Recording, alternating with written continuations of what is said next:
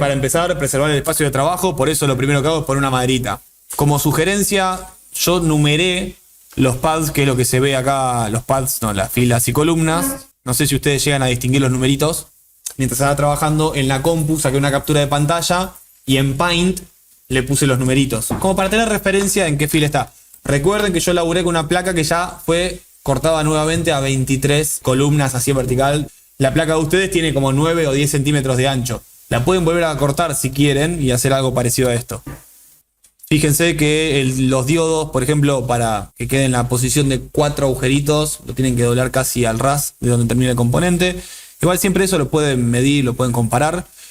Y siempre que arranquen un proceso de montaje de una plaqueta, así sea en placa experimental o en una placa hecha como esta de acá, siempre se comienza por los componentes más bajitos. Las resistencias, diodos, el diodo Zener. Por una cuestión de que si vos ponés una bornera, por ejemplo, y después querés poner una resistencia, cuando das vuelta a la placa, los componentes se caen.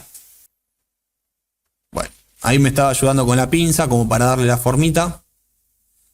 En algunos casos van a notar que yo primero corto la mido, la patita, la corto, después la doblo. Pongo algunos puntitos de soldadura como para sostener al componente, pero no en todos los casos inundo el pad de estaño. Es simplemente para que quede agarrado. Especialmente aquellos nodos en donde vos tenés que poner 2 componentes y después tenés que pasar alguna patita o algo así. Es una presentación del componente. Eso es importante. No sé si notaron este gesto con la pinza. Los diodos que estaba usando yo estaban guardados en una cajita.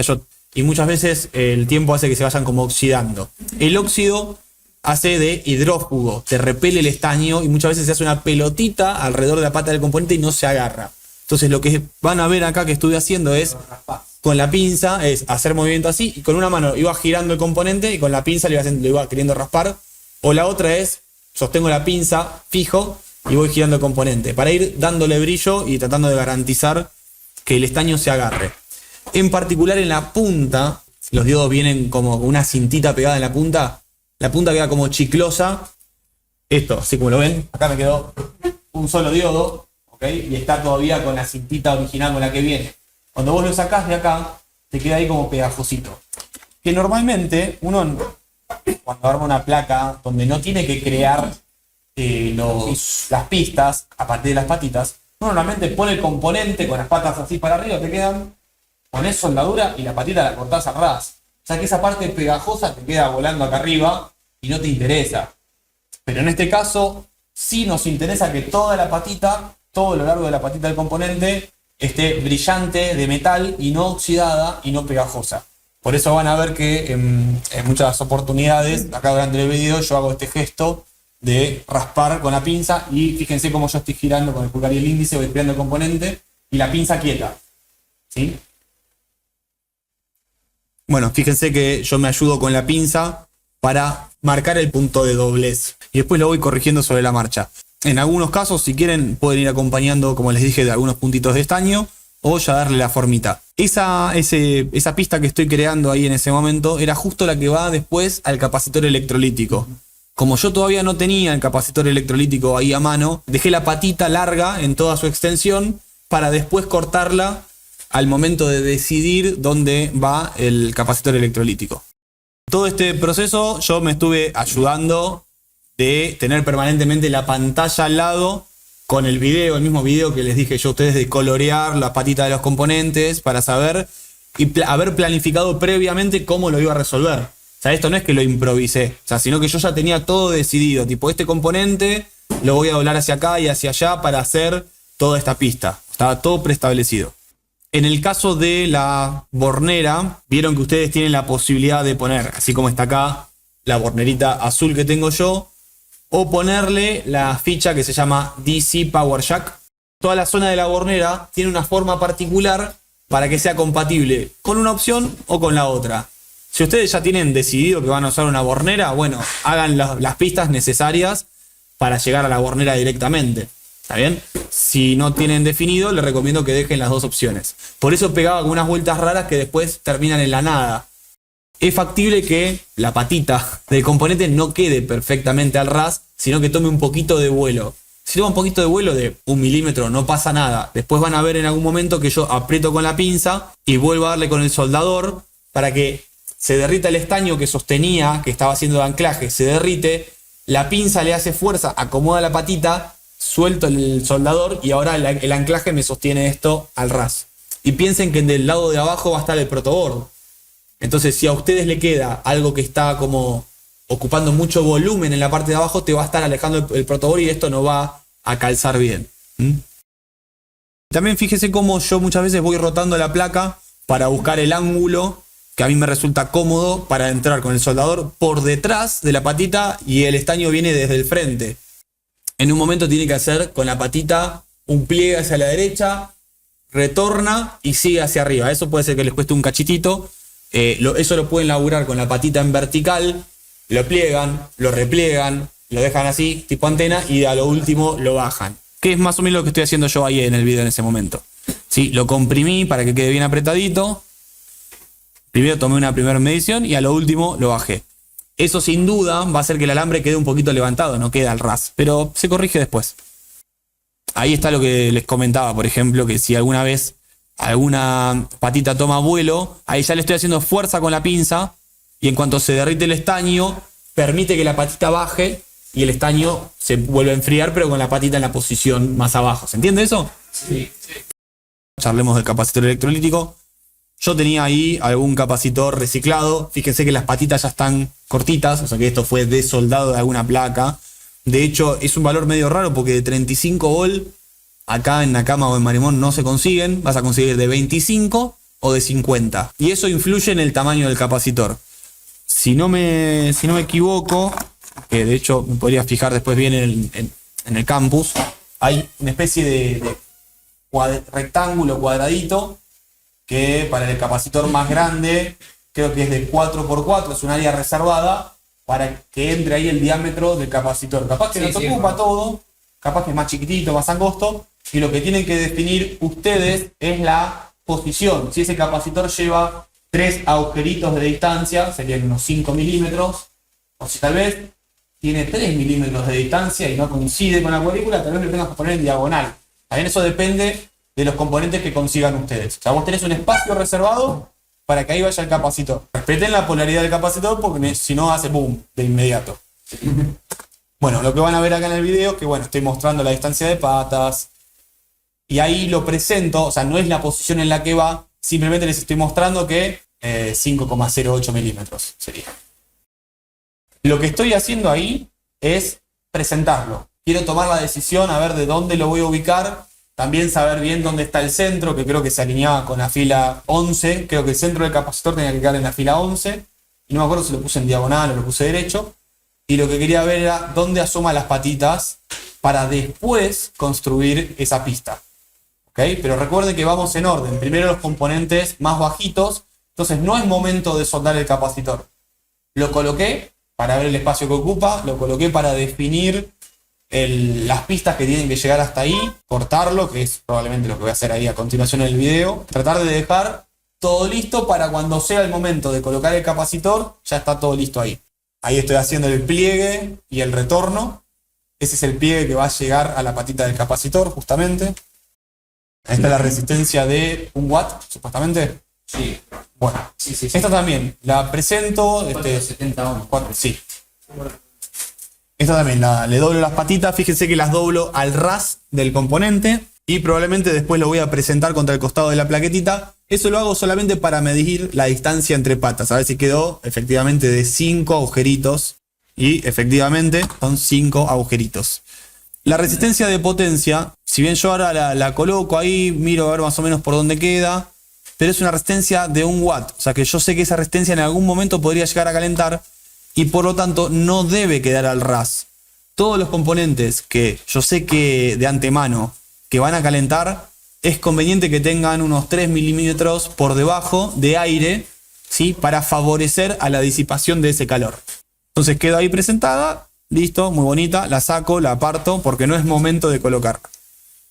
Yo asumí en principio que al Zener le había dejado la misma distancia de patas que al diodo rectificador, el 1N4007, pero tenía 5. De todas formas era un error que después lo pude compensar, no pasó nada. Así que van a notar que en mi placa uno de los diodos Zener quedó como más enano, por decirlo de alguna manera, y el otro quedó efectivamente con 5 agujeritos entre patas.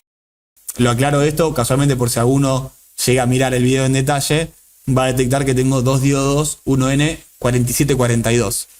Ustedes tienen el de 10 volt y uno de 12 a la salida, ¿está bien? Yo como quería grabar el video y poder ofrecer el video cuanto antes a ustedes, puse ese diodo Zener simbólicamente. De todas formas va a funcionar igual, ¿eh? En el video previo, que fue la planificación de todo esto, yo suponía que la patita del diodo no me iba a alcanzar. Y sin embargo me alcanzó y me sobró. O sea, yo pensé que iba a terminar más o menos por acá. ¿Ustedes ven el mouse? Sí. Yo pensé que se me iba a cortar la patita del... terminó por ahí. Claro. Yo justo conseguí unos diodos que tenían las patas re largas, así que me vino bárbaro y pude hacer todo.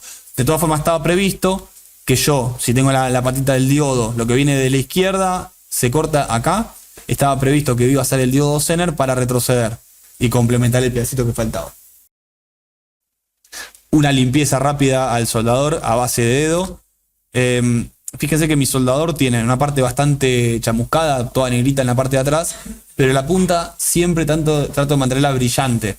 También siempre va a estar estañada. Eso va a hacer que la punta del soldador les dure más. O sea, el estaño le va a hacer una especie de protección para que no se le oxide la punta y no se les deteriore tan rápido.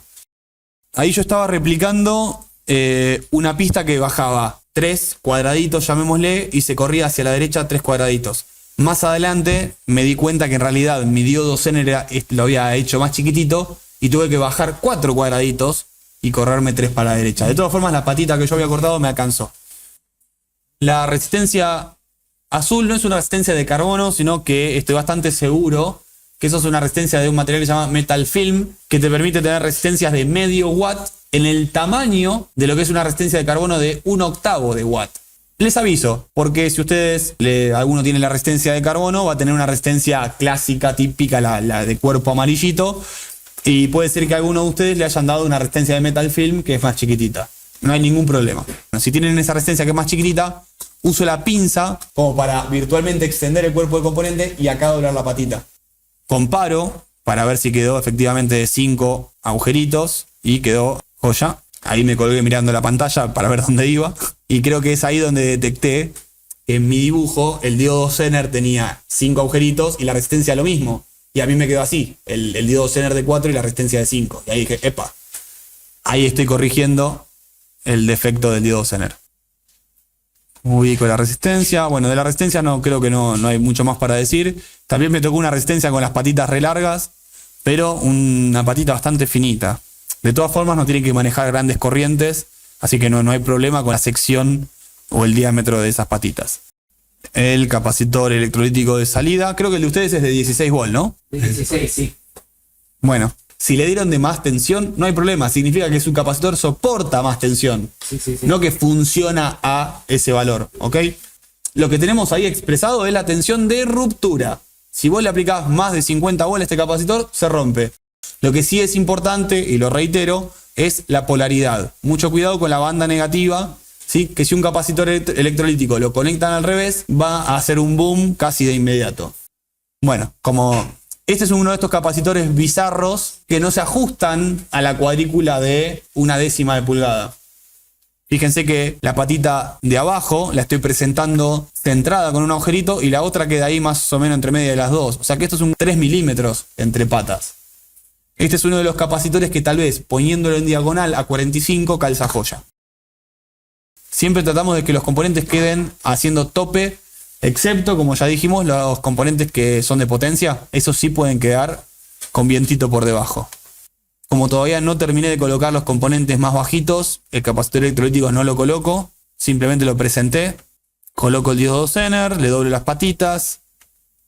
Transistor BC337, revisen que sea el correcto y no otro código.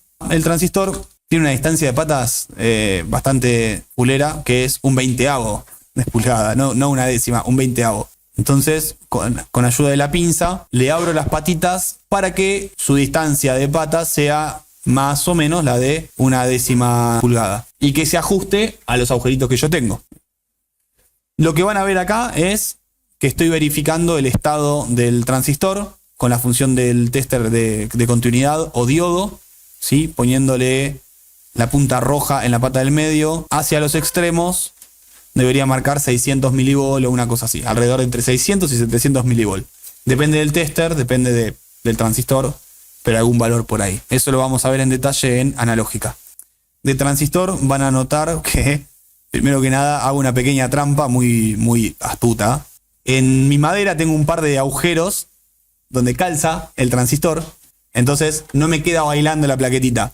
Voy a estañar primero la patita del medio, porque si el transistor me queda chueco, al tener el estaño en la patita del medio me permite pivotarlo. Ahí está, ¿ves? Ahí lo estoy pivotando, lo estoy enderezando, y una vez que queda bien alineado, para que no me quede así el transistor, ¿viste? Asomándose como para ver si viene el bondi. Y una vez que está en la posición correcta, le puse buena cantidad de estaño.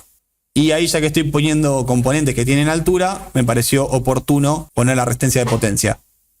La resistencia de potencia la puse a la altura, al máximo del transistor. Es decir, ya que tengo la placa que me empieza a bailar por la propia altura del transistor, dije, bueno, pongo la resistencia de potencia a la misma altura.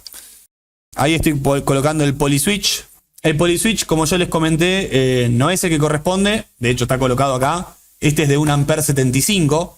Y los diodos, los negritos, los 1N4007, soportan hasta 1 ampere. Claro, no de la función. O sea que el polyswitch, si actúa, es porque ya se quemaron los diodos que estaban antes, ¿ok? Insisto, yo tuve que poner esto en función de lo que tenía ahí a mano. No sé si en algún momento notaron la fecha y hora del otro celular que está acá atrás. Sí, yo lo había visto, pero no vi. Ok, domingo 11 de la noche. O sea, yo quería que este video lo tuvieran al otro día. Y por eso dije, bueno, lo grabo con el polyswitch que tenga, lo grabo con los 10 opciones que tenga, totales de referencia. Yo de todas formas después lo voy a desoldar y voy a poner el polyswitch que corresponde. El de ustedes es de 750 mA y los diodos soportan hasta 1000 mA o 1 ampere, que es lo mismo. Bueno, ya que estamos con los componentes que tienen mayor altura, ya puse el capacitor electrolítico. Ahí fíjense que la placa se me tambalea. Así que con la mano izquierda sostengo la placa, el capacitor debajo, y una vez que la estabilizo, ahí ya tengo que laburar medio complicado. Le apoyo el soldador para hacerle la misma fuerza que hacía con la mano izquierda, y ahora es el soldador la que sostiene la placa, y ahí le puedo agregar el estaño. Es una especie de malabarismo, pero bastante secuencial, y lo pueden ver acá en el video. Ya la placa queda totalmente inestable. Y yo tengo la suerte de usar estas cajitas de paté que me vienen bárbaro porque justo calzaba la medida justa. Ustedes pueden hacer lo mismo, o sea, pueden buscar algunas 2 cajitas de cartón, algo que les permita soportar la placa en altura, pero por sobre todas las cosas, trabajen cómodos, que no se les tambalee para todos lados, porque tienen 2 manos. Una tiene que sostener el soldador, la otra tiene que sostener el estaño. Y cuando vos ya tenés una placa con componentes en altura, se vuelve muy inestable, así que traten de ingeniar ustedes, en función de los recursos que tengan, alguna manera de poder laburar cómodos. Eso para mí es una prioridad. ¿Qué sigue? A ver, ahí tuve que consultar mi stock de LEDs rojos. Puse uno de 3 milímetros y el otro de 5 milímetros. Son exactamente lo mismo, lo que cambia es el encapsulado. ¿Está bien? Así que si tienen uno u otro, está todo bien. Lo pueden dejar en la altura que quieran, lo pueden dejar alto, lo pueden dejar al ras. El LED no es drama. De vuelta, son componentes reciclados. Vuelvo a usar la función de diodo para revisar si estoy poniendo un LED que está vivo.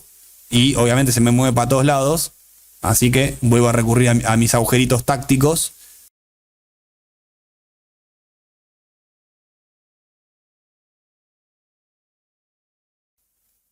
Nada por ahí. A ver, al revés.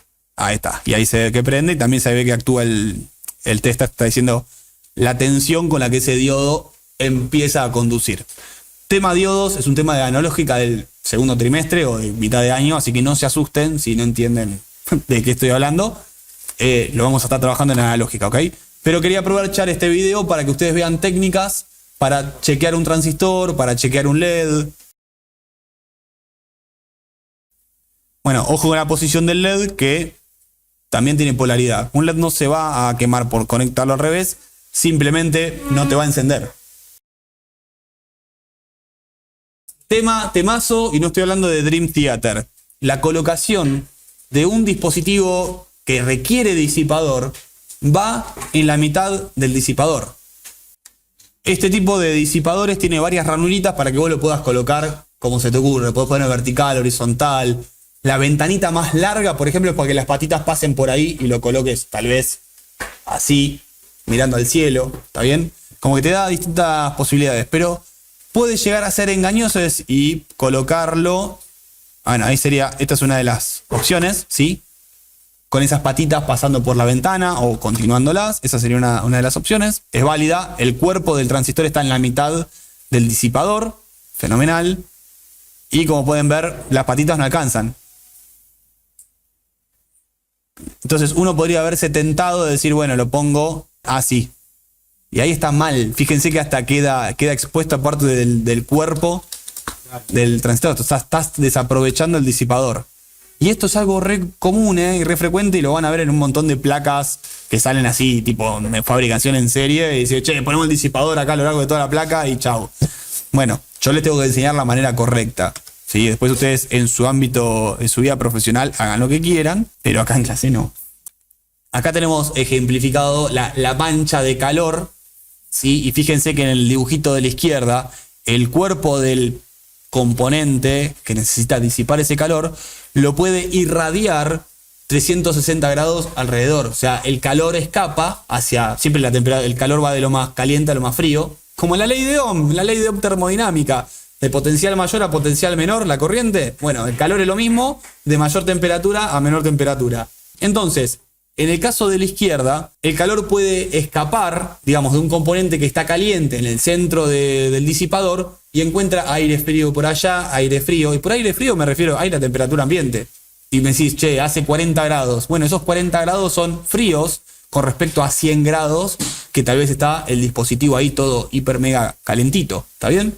Y es más, ya con que el componente esté a 45 grados y el ambiente esté a 40, ya se produce ese desbalance. Es lo mismo que ley de Ohm, ¿sí? Potencial mayor, potencial menor. Si hay una diferencia de potencial, circula una corriente. Entonces, la idea de colocar un dispositivo sobre un disipador es permitirle al calor. En el caso de la derecha, como pueden observar, estoy como desaprovechando toda la superficie efectiva del disipador. Tuve que hacer una extensión de patitas aprovechando los componentes, las patitas que fui recortando. Y esto es una cuestión de astucia. Uso la pinza para sostener, para pisar al transistor, para que no se me mueva mientras le estoy estañando la patita.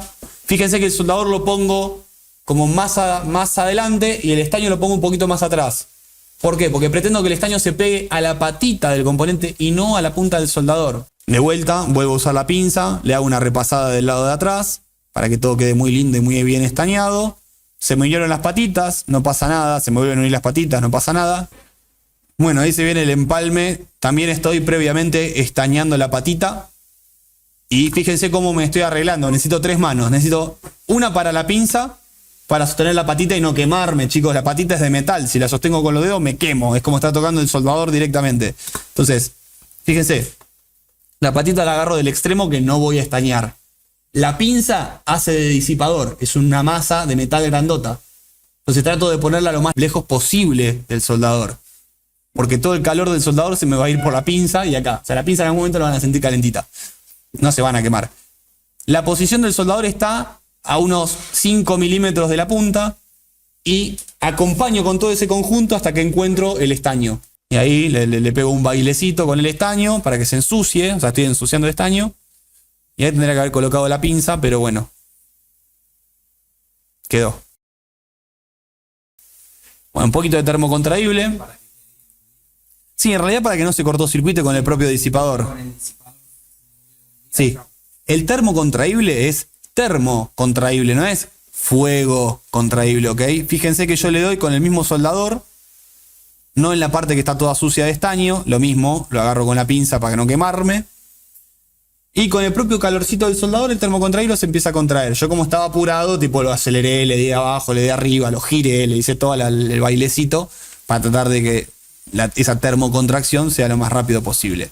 Lo que no hice por apurado es medir la longitud del termocontraíble, así que más adelante en el video lo tuve que recortar unos 2 milímetros. Bueno, tornillo, tuerca, esto amerita también hablar en algún momento de múltiples dispositivos conectados al mismo disipador y se puede llegar a hacer un cortocircuito. Si yo tengo un dispositivo que está conectado a positivo y el otro conectado al negativo de la fuente, por hablar así mal y pronto, y yo los apoyo sobre una placa metálica, le estoy haciendo un cortocircuito a la fuente. Entonces hay que tener cuidado. En este caso es un solo dispositivo, así que lo mandé así derecho como viene. Un ajustecito y ahí va. El transistor va a ser uno de los últimos componentes que vaya a poner. Así que ahora simplemente lo presenté, lo dejé todo lindo, todo bonito y como podrán ver, lo tengo acá. ¿Sí? Sí. O sea, no lo coloqué. Momento de colocar la bornera no entra en los agujeritos que vienen por default. Ahí estoy dándole con una mechita a mano. Pueden darle con un taladro si le llega a agarrar la mecha. Estaba agrandando los agujeritos de la bornera hasta que la bornera entró. Aprovecho para aclarárselo. La bornera es uno de los componentes cuya patita tiende a ser bastante caprichosa con el estaño. Las borneras vienen en dos fabricantes. Uno hace patitas tipo tubo, tipo cilindro, y el otro hace borneras con una sección rectangular. Son cuadraditos la pata. En mi experiencia he tenido que lidiar con borneras que son hidrófugas. Tipo, vos le pones estaño en la patita, no lo agarra. Así que ahí apliqué la misma técnica de rayar la patita con la punta de la pinza. Bueno, y más o menos creo que hasta ahí quedó, ¿no? La tira de pina que es un temón. Yo no pensé que iba a ser así. ¿Qué cosa? Poner la tira de pines. Vos pensás que esta placa tiene que entrar en el protoboard. Sí. No, pero pensé que, no sé, mira, profe, capaz era así. Algo así, ponele. Bueno, si vos lo haces de esa forma. Porque hay patitas más largas. Sí, hay. A ver, aclaro eso. En general, ustedes van a tener la tira de pines, que es la que se ve acá atrás, que son de los pines más cortitos. Si ustedes consiguen la tira de pines que es más larga y quieren poner, como dijiste vos, desde arriba con los pines largos hacia abajo, lo pueden hacer siempre y cuando quede. Ahora, si tienen la tira de pines cortita, no va a llegar a entrar en el protoboard y tu placa va a hacer ¡pum! Y se va a salir. Le vas a poner el protoboard y ¡pum! Se sale.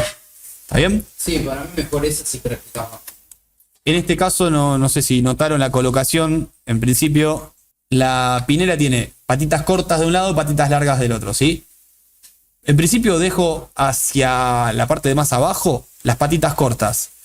Eso me deja mucho espacio en la parte más larga de la pinera para poder laburar con el soldador, pasar por ahí debajo, pasarle con el estaño. Sí, me da lugar para trabajar la colocación. A ver si encuentro dónde está la colocación de la pinera. Bueno, para cortarla, creo que ya vieron que se corta con la pinza. Justo ahí está el momento de cortarla.